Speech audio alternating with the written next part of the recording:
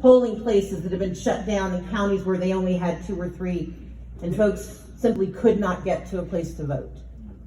Absentee ballots that have been thrown out, naturalized citizens told they had to produce paperwork that they didn't possess in order to prove their citizenship again. Provisional ballots given out not because people couldn't prove that they were eligible to vote, but because someone didn't like the look of them and said they weren't real voters. Again and again across the state of Georgia, thousands of Georgians were denied their right to vote. And so as I stood at that podium the evening of November 6th, my job was not to call the election, my job was to call the question. That we were not going to have this election end until every vote got counted. And in the next 10 days between November 6th and November 16th, we filed with our allies 4 different lawsuits. Those lawsuits, without exception, found in favor of the plaintiffs. Again and again, they held the state accountable for having conducted a flawed election, having stolen voices and votes from the people. But the problem was, by the time we were able to get them into court, too many absentee ballots had been thrown away, too many provisional ballots had been destroyed, too many people had gone home because standing in line for 4 hours when you work a shift job is not possible. It is a poll tax. By the time we got to November the 16th, our hotline received 80,000 phone calls. And if 80,000 people called, 80,000 people didn't know they could, and 80,000 people didn't know they should. And so on November 16th, I gave a different speech. I like to call it my non-concession speech.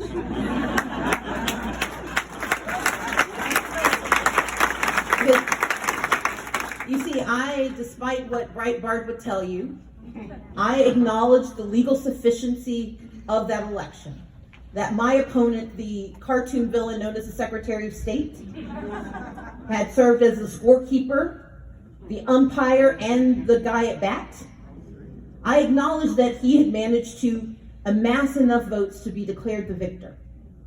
But I refuse to concede the legitimacy of a system that would steal the voices of Americans in the United States in the 21st century.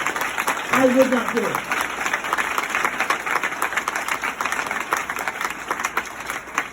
But even more, I had the temerity to use 2 words that seemed to just agitate for some reason.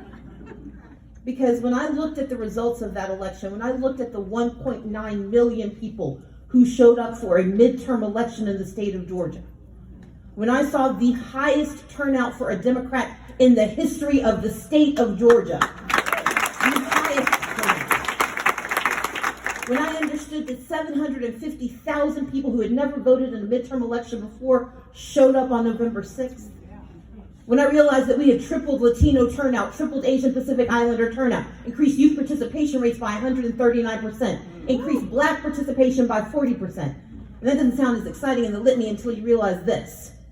In 2014, 1.1 million Democrats voted for Georgia's Democratic nominee for governor, 1.1 million.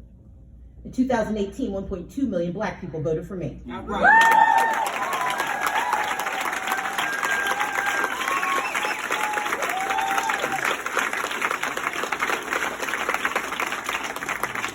I used 2 words to describe the fact that despite being told that because I centered communities of color, because I talked about the marginalized and talked with the disadvantaged, because I centered these communities and didn't ignore their needs, I was told I could not win white voters. That in the South you had to pick a side. But I knew that was a myth because I am a daughter of the South. But more importantly, I'm a daughter of democracy. And I knew that I could talk to people. And if I talk to them about how we all deserve access to health care, how we all deserve to be able to send our children into good schools, and it shouldn't matter what your zip code is. That if we talked about criminal justice reform not as a future vision, but as a current responsibility. I knew that if we had conversations about economic security, recognizing that you should not have to work 2 jobs to make 1 life. I knew that I could campaign in Midtown Atlanta and downtown Albany, and I could campaign where they filmed Deliverance. And I could pull together a coalition. And as a result, not only did I have the highest number of votes in the history of the state of Georgia for a Democrat, I had the highest white share of Democratic votes since Bill Clinton.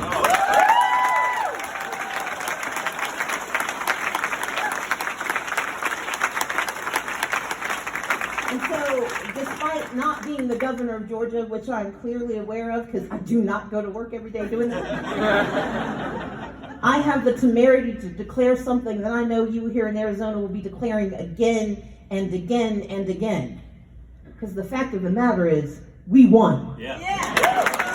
We won that election because we transformed the electorate of Georgia, and we did what you all did. What you all accomplished here in Arizona in 2018 was to change the face of Arizona. You knitted together unification among the Indian community and the Latino community, among the black community, the white community, among those who thought that they were Republicans and just realized they were very confused. But you also lifted up the voices of those who thought that to survive they had to be silent. And in the process, you elected a Secretary of State who will defend your right to vote in this state. In the process, you sent back to Congress Ruben Gallegos to be a voice for progress in America. You also made a promise to your minority leader that she's going to be the speaker soon. Because you see, you're 2 votes away from taking the House and 3 votes away from taking the Senate, and you're an inch away from helping us save the U.S. Senate, and you will deliver the votes we need to take the White House back. You are the key to the democracy we will have in America. Arizona, you started the process. Led by Felicia Rodolini, supported by the work of Herschel Fink, you have done the work, you have laid the path. But we've got to remember that as much as we may be laying a path, they are putting up obstacles as fast as they can. And you see, I grew up in southern Mississippi. I'm the daughter of not one but 2 civil rights activists. I don't know if I'm for civil rights in Mississippi. But my parents are both from Hattiesburg, Mississippi. Their families are from Mississippi. And as teenagers, my parents were civil rights activists. My father went to jail at the age of 14 or 15. It depends on how excited he is when he tells the story. He went to jail for helping register African Americans to vote at a time before they were permitted to do so. My mom did the same work, she just managed never to get caught. But they raised me to believe that the power of the vote is not simply something you do because people died to make it so. You do it so you can live the best life possible. They raised me to understand that the right to vote is power, pure, unadulterated democratic power. But the reason the right to vote is so special and so frightening is it's a power that only works when it is yoked together with the power of others. When we get past our differences and find our commonalities, when we get past our anger and find our ambition, when we unite ourselves not separated by race or class or geography, but unite ourselves based on the fact that we have a future that is waiting for us to arrive, that is when democracy is the most powerful power we can imagine, and it belongs here in the state of Arizona. That is what they're talking about.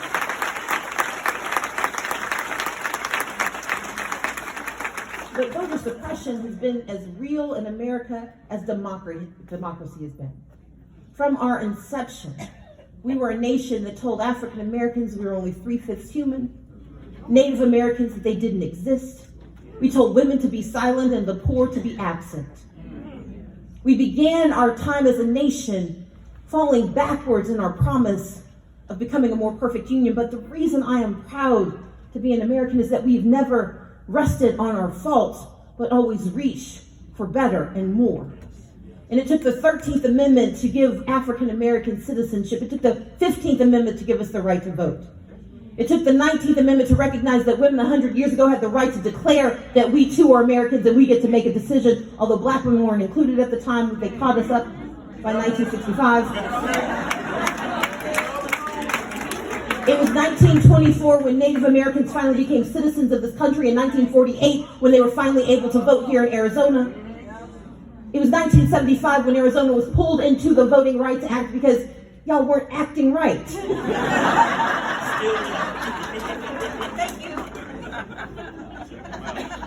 And it was 1976 when we passed the 26th Amendment that said that young people should be able to vote in a country they were being sent to die for. We have always made progress, but we have to make more progress if we want to keep what we've gained and get more of what we deserve. And voter suppression is a real threat to our democracy. Because in their zeal to hold on to power, the Republicans are willing to break the machinery of democracy. Like a child having a tantrum, if I can't have it, you can't either. But the reality is it's not theirs to break. They're trying really hard. There are three ways voter suppression exists. First is, can you register and stay on the rolls? And Secretary of State Hobbs has explained to you the challenges that she faces as she tries to make it easier for you to be registered. And we have to remember that the United States of America is one of a handful of democratized, industrialized nations that makes it the responsibility of the people to have access to a basic right. In most nations, you are automatically registered and you got to fight like hell to get off the rolls. But in America, we set it up as a burden, not as a benefit of who we are.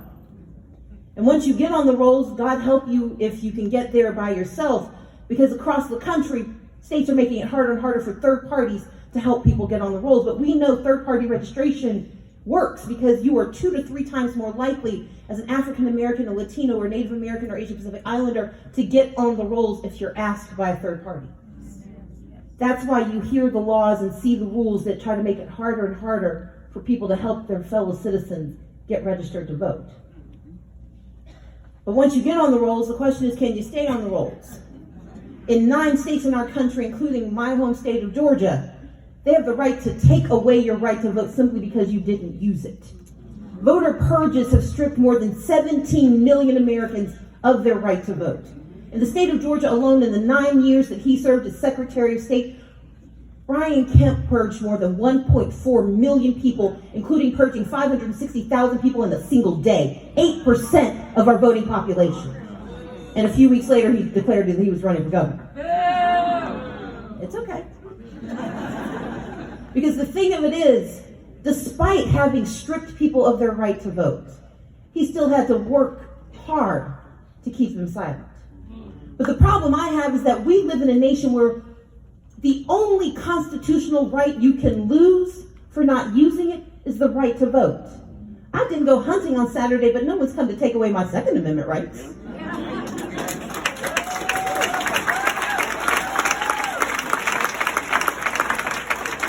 And so we have to fight back against those who would make it hard to register and hard to stay on the rolls. That's number one. The second question is, can you get access to the ballot? In the state of Arizona, since 2005, 80% of your voting precincts have shut down. The highest percentage in the nation. Now, on paper, it was actually not a bad idea because the goal was that you would be able to vote by mail, and by voting by mail, you didn't need as many stationary places to go and vote. But the problem is, what they gave with one hand, they started to take back with the other. With rules that say that your ballot has to arrive by 7 p.m., even though your mail might get routed through Utah before it shows up. That your absentee ballots can't be harvested, meaning you can't have folks help you if you live at the Gila River Indian community and you need someone to help make sure everyone who's trying to vote gets counted. When we take away access to the ballot by shutting down early voting places, by making it difficult to vote by mail, by making it impossible to have your voices heard, that is voter suppression. So can you access the ballot? Can you register and stay on the rolls? And third, does your ballot get counted? As I like to refer to it, Florida.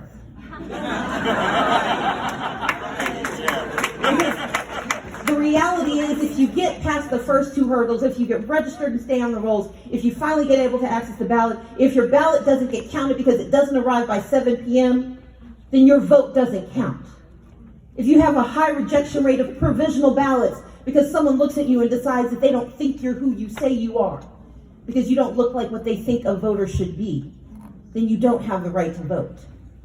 But you've got a warrior, a champion who was fighting hard, but she needs your help. You've got a party that believes in your future, but they need your help. Because the right to vote is the only pathway we have to the future we deserve. And so I'm here to talk to you not about what is wrong, but what you can do to make it right. I launched an organization called Fair Fight 2020 because between Election Day and my non-concession day, I had 10 days to think. I went through all of the stages of grief fairly quickly. Spent a lot of time with anger. I'm still there sometimes. I go and visit.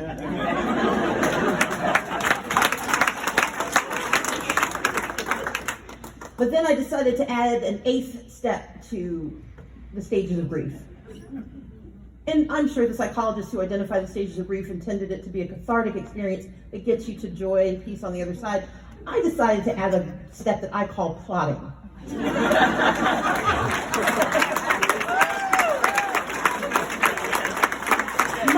Much like a comic book supervillain, I was mwahaha-hawing as I thought about what I could do to defend democracy.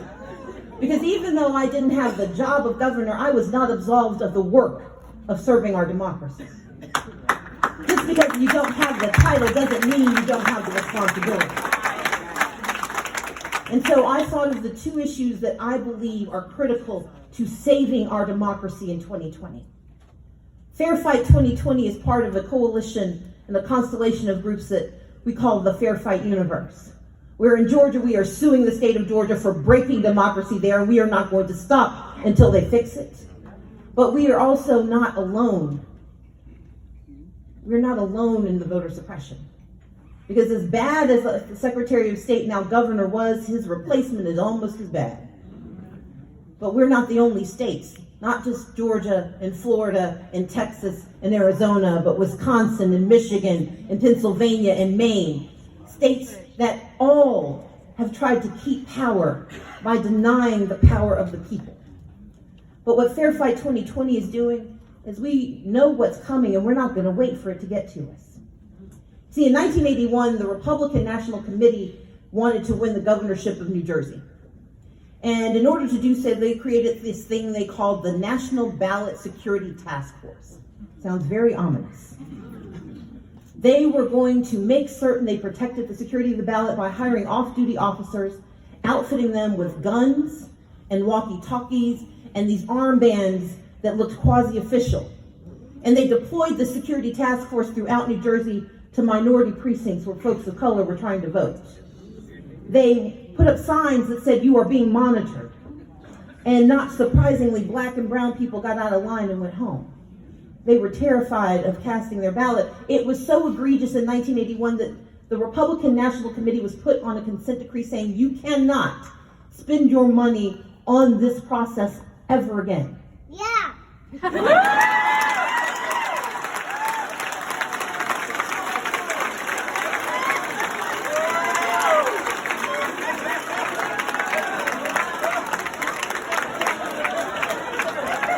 here's the problem.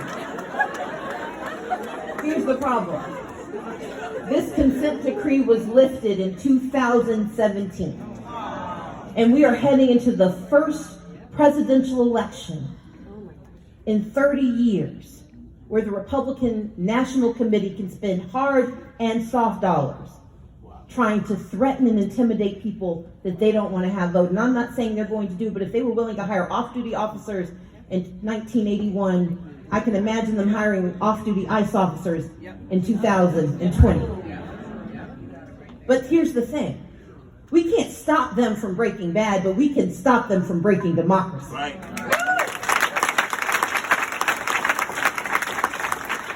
And that means I need you all to volunteer. We need poll workers and poll observers. We need people in those precincts, in those communities, defending their right to vote. And that's what Fair Fight 2020 is all about. We have raised the money to put in place in 18 states across this country ballot protection teams, voter protection teams. We are hiring staff, and we've already got them in place here.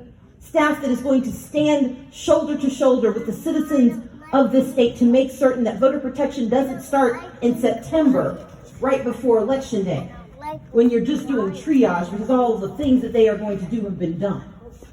We started last year because we're going to watch them come and we're going to make sure they don't win. Yeah. We are going to protect the right to vote in the state of Arizona.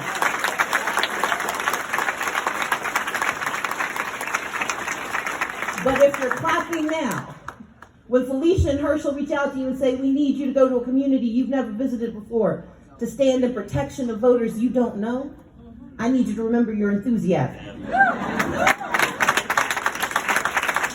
When they tell you that you're going to have to go to a far-flung place where you don't know anyone, what you do know is that there's someone there who needs your help. When they ask you to stand up during the presidential primary and be part of a voter protection team so we can test out our systems, I need you to agree to show up. But on the days when you're tired, when you're exhausted, when you've watched another debate, when your person isn't doing as well and the person you despise most of all is doing too well, I need you to remember that this is not about you. This is about us.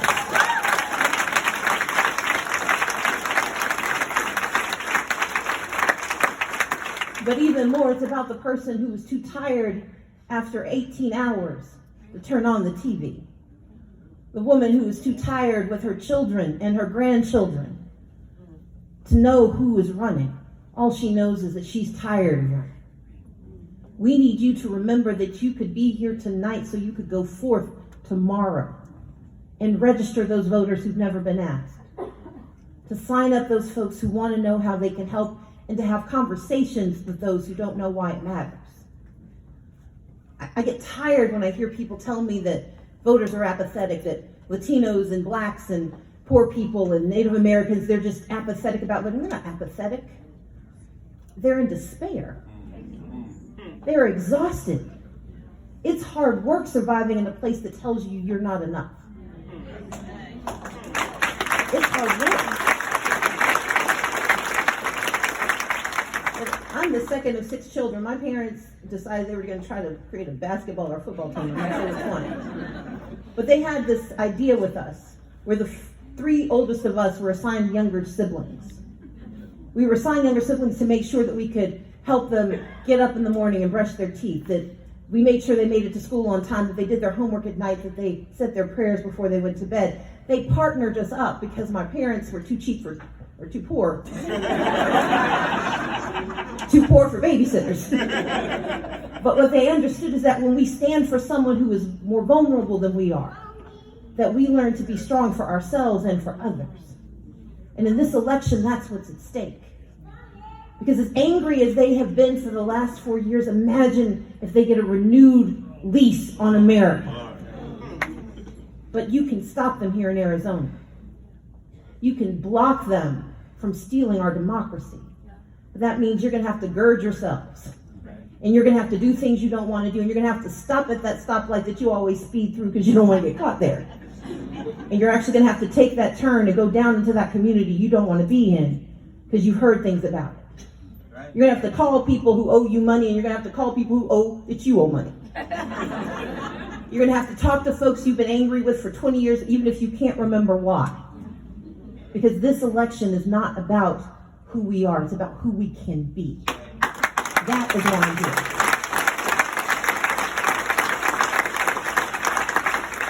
So I launched Fair Fight 2020, but I also understand that in 2020 we have another battle. One that's not getting as much attention, but one that will determine the future of our nation, and that is the 2020 census. The 2020 census will change America. This is the first administration who has intentionally tried to ensure that we lie about who we are. Because this is not about who the citizens of America are. The census since 1790 has been about who is here in America. And based on this census, they will allocate $1.5 trillion a year. In the state of Arizona, think about this, that across the country, the undercount expected for African Americans will cost $3.3 billion a year for black communities. For Latinos, it's $4.1 billion. For Asian Pacific Islanders, it's $590 million per year. For Native Americans, it is $200 million per year, $8.2 billion stripped from our communities simply because we don't get counted. But it's also reapportionment and gerrymandering. And when you take the House and you take the Senate, when you have the opportunity for independent redistricting in the state, make sure they tell the truth about who is in this state. That what can be done. I launched Fair Fight because I want a fair vote, and I launched Fair Count because I want an accurate count. But more than anything, I'm traveling this country because I want my country back.